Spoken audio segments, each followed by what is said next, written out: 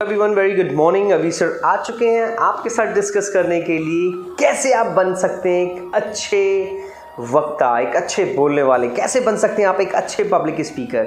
आप किसी कंपनी में हैं, आप क्लर्क हैं, आप मैनेजर बनना चाहते हैं, आपका छोटा बिजनेस है, आप बड़ा लेकर के जाना चाहते हो, आप एक सुपरवाइज़र से एक मैनेजर बनना चाहते हो, आप एक टीचर से प्रिंसिपल बनना चाहते हो, एक छोटी पोस्ट से बड़ी पोस्ट लेना चाहते हैं, तो सिर्फ आपको एक चीज़ रोक रही है, that is only communication skills.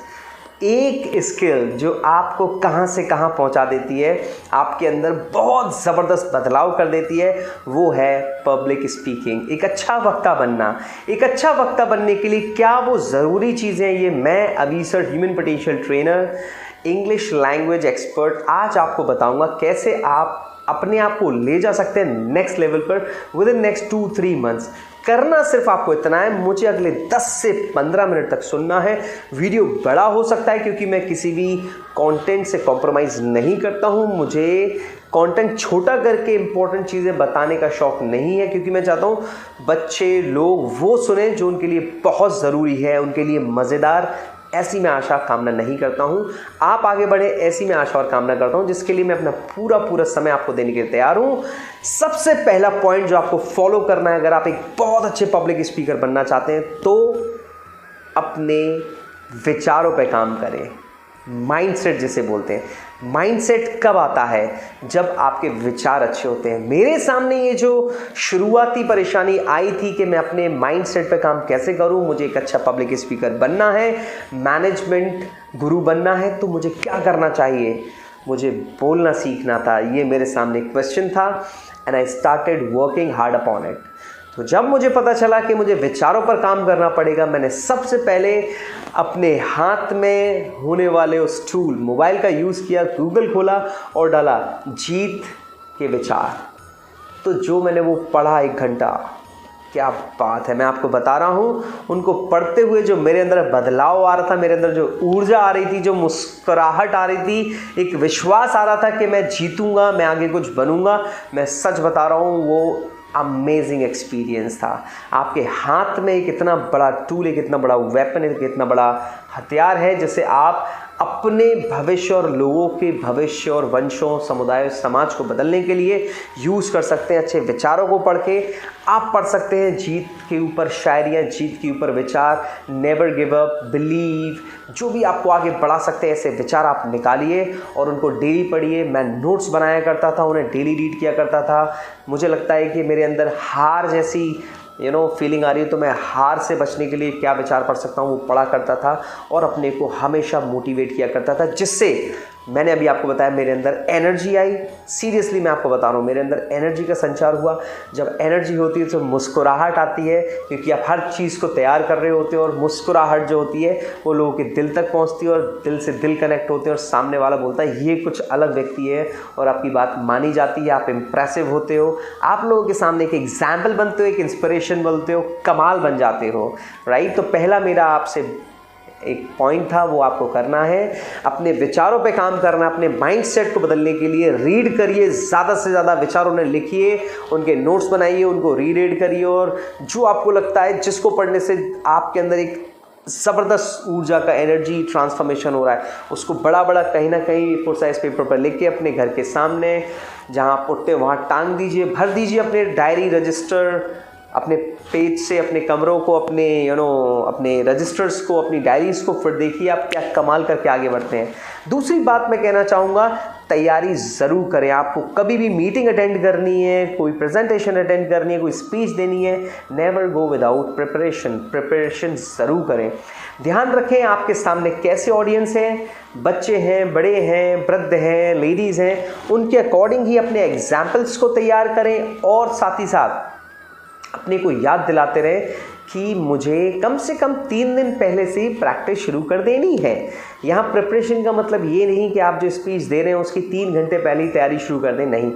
आपकी तैयारी तो डेली चल रही है। आप क्या पढ़ रहे हो, किससे मिल रहे हो, क्या सुन रहे हो, क्या कह रहे हो, किस समय किस चीज़ में आप अपना समय व्यस्त कर रहे हो, ये आपकी डेली की तैयारी है। आपको डेली अपने ऊपर काम करना पड़ेगा, तब जाकर के आपके विचार, आपका माइंडसेट, आपकी तैयारी आप 2 से 3 दिन पहले उसे अच्छे से करना शुरू करें, फिर देखें आप अपने आप को कैसे पिरोएंगे कि आप जब उस स्पीच को देने वाले होंगे तो लोग टकटकी लगा के आपको देख रहे होंगे, कानों के पर्दे खोल करके आपको सुन रहे होंगे, और जो मिठास आप उनके दिल में घोल रहे होंगे।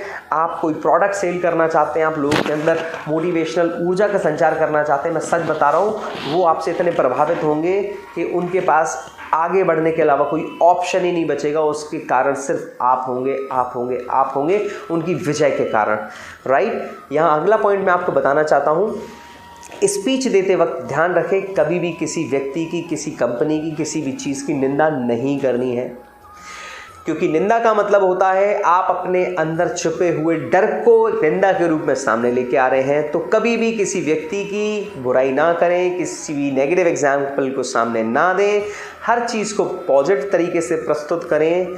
और जब आपको अगर थोड़ी बहुत निंदा या बुराई करनी भी है तो उसे आप ह्यूमर के तौर पर कर सकते हैं, वो भी अपने ऊपर, क्योंकि जब आप अपने ऊपर कोई एग्जाम्पल दे करके बोलते हैं तो सामने वाला सोचता है यार ये तो अपने जैसा है, मतलब ये सही बोल रहा है।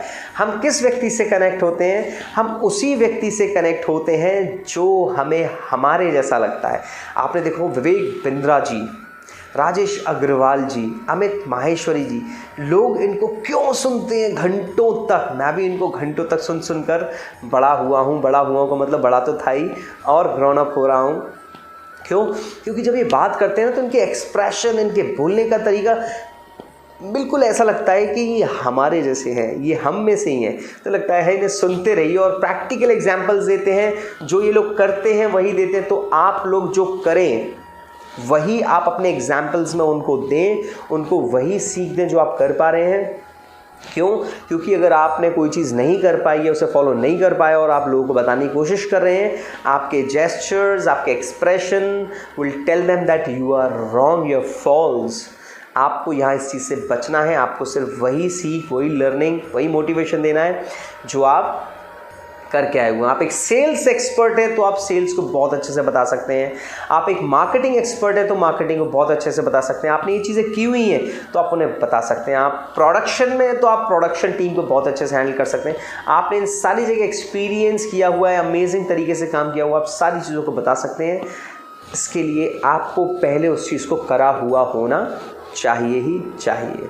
राइट, नेक्स्ट पॉइंट मैं बताना चाहूँगा, आपकी तैयारी डेली चल रही है, आप लोगों से मिल रहे हैं, अब आपको समय बिताना है उन लोगों के साथ जैसा आप बनना चाहते हैं। आप एक अच्छे वक्ता, एक अच्छा मैनेजर, एक अच्छा लीडर, एक अच्छा ओनर बनना चाहते हैं तो आप ऐसे लोगों के साथ ही समय बिताएं। आपको अगर फिजिकल रूप में वो नहीं मिल रहे हैं, आप ऑनलाइन जुड़ने की कोशिश कीजिए, यूट्यूब, लिंक्डइन के माध्यम से जुड़ने की कोशिश कीजिए, ऐसे लोगों को सुनने की ज़्यादा कोशिश कीजिए। अगर आप मैनेजर बनना चाहते हैं तो अच्छे मैनेजर के टैडिक्स या फिर जो स्टॉक्स या बहुत सारे प्लेटफॉर्म है जहाँ से आप मैनेजर्स को सुन सकते हैं। आप सीईओ बनना चाहते हैं, सीईओ को सुन सकते हैं। आप मोटिवेशनल स्पीकर बनना चाहते हैं, आप उन्हें सुन सकते हैं। आप फैशन डिज़ाइनर बनना चाहते हैं, आप फैशन डिज़ाइनर को सुन सकते हैं। आप इंजीनियर बनना चाहते हैं, आप इंजीनियर को सुन सकते हैं। आप जो बनना चाहते हैं आप उन लोगों के साथ ही अपना ज़्यादातर समय बिताएं, फिजिकल नहीं तो एटलीस्ट ऑनलाइन, क्योंकि जो उनके विचार आपके अंदर प्रसारण होंगे, आपके अंदर कम्युनिकेट होंगे, आप वही ट्रांसफॉर्म करेंगे, आप वही शोकेस करेंगे। तो ध्यान रखिए अपना समय ज़्यादातर, अगर आप अच्छे पब्लिक स्पीकर बनना चाहते हैं, अच्छे वक्ता बनना चाहते हैं तो आपको बहुत ज़्यादा समय ऐसे लोगों के वीडियो सुनकर बिताना पड़ेगा, उनके नोट्स बनाने पड़ेंगे, आपको अपने वीडियो बनाने पड़ेंगे, उनको रीचेक करना पड़ेगा, उनको दूसरों को बोलना पड़ेगा।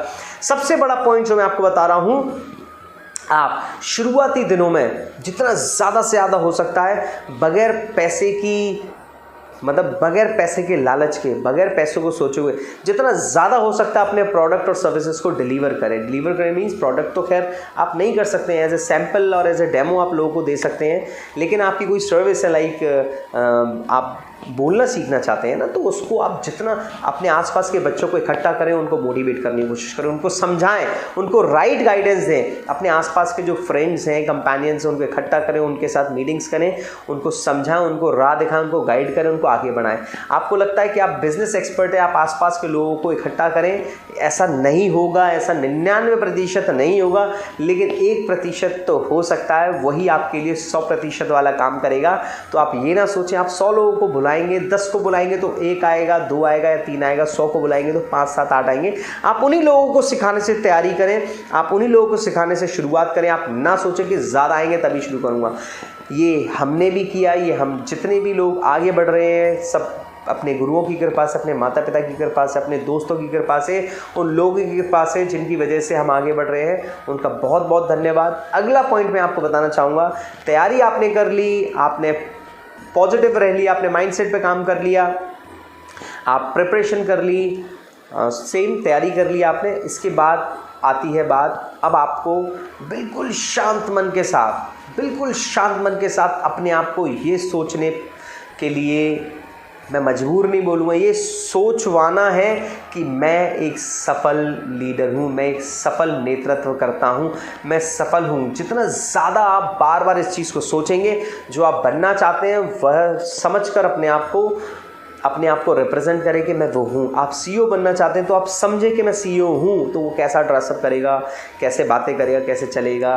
आप अगर पहले ही एक स्टेप आप जिस पोजीशन पे उस पर आप रह करके अपने आप को नेक्स्ट स्टेप जैसा फील कराएंगे, अपने अंदर एक एनर्जी देंगे, तो आप देखिए बहुत ही जल्द आप वो बन जाएंगे।